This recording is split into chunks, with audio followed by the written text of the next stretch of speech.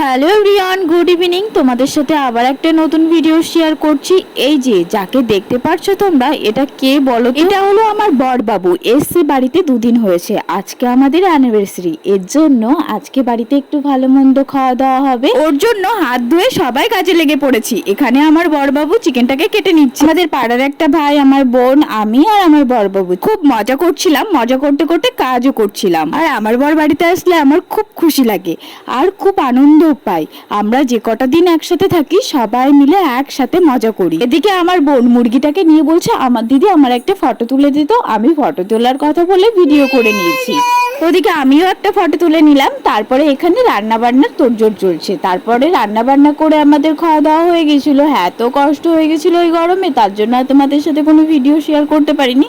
এই যে দেখো, ফ্রাইড রাইস আর চিকেন কষা রান্না করেছিলাম। তো টাটা এভরিওয়ান, দেখা হচ্ছে নেক্সট ভিডিওতে।